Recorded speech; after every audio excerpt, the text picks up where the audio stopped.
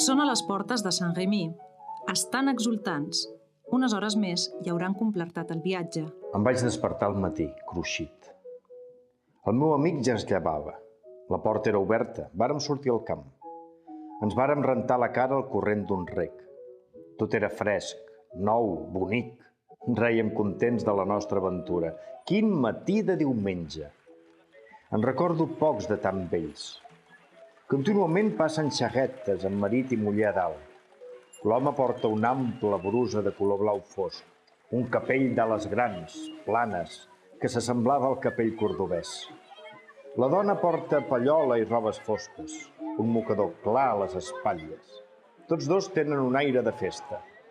La gent, el cavall, el trot alegre, els camps ben conreats, la carretera polida, sense pols, et donen una sensació de benestança, de plenitud de vida. Tot té una indefinible calma dominical. Sents una dolçor. No et trobes en un país estranger. No enyoro res, ni la meva terra, ni família, ni amics, ningú. Soc com un ocell de vora el camí, feliç sense saber-ho. Àgil, mòbil, sa com ell. Això és la joia pura.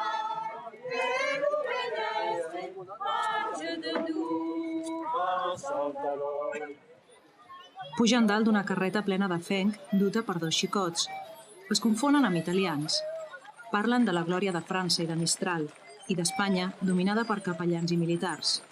Puig els descriu com a republicans i religiosos i els assenyala com les criatures del poeta vivint entre el poble. El camí és fresc, ombriu.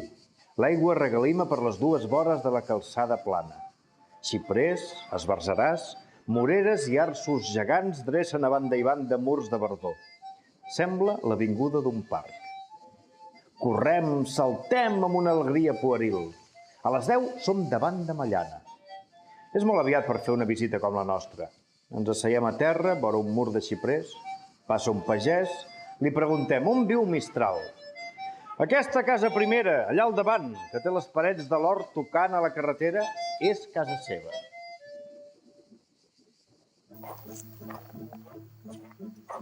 Ens rebrà?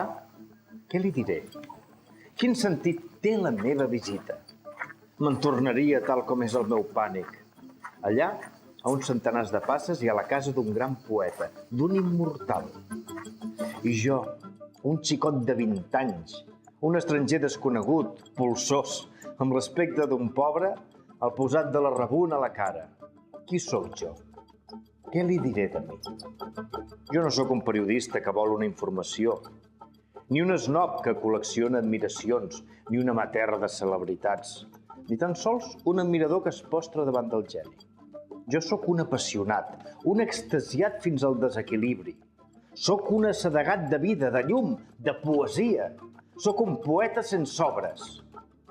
Ahir era un malalt. Avui semblo caminar per una via de salvació.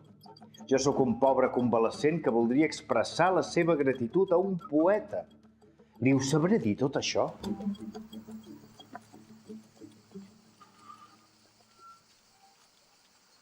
Davant la reixa del jardí del poeta se'm seguen les cames. El meu amic ha estirat la campaneta. En aquest estat d'ànim ja no em feia cap il·lusió visitar Mistral. Em semblava una ximpleria, però ja era tard. La serventa ja venia a obrir. Oh, com desitjava que el poeta fos a Arles, a Avinyó. No, era a missa. Calia tornar a veure'l. Vaig respirar profundament. I vàrem anar a donar un tomb pel poble. Un poble ben petit, un llogaret. De seguida som a la plaça, davant l'església. En un no res hem donat el tomb al poble. Guaitem els camps per l'altra banda d'on hem arribat. Respiro un aire de glòria i de poesia. I jo, dintre uns moments, seré a la mateixa casa descrita per Daudet. Potser seré jo un dia per a la meva terra quelcom de semblant al que són Mistral o Daudet per a Provença. Aquest pensament m'embriaga, m'escalfa com un raig de sol.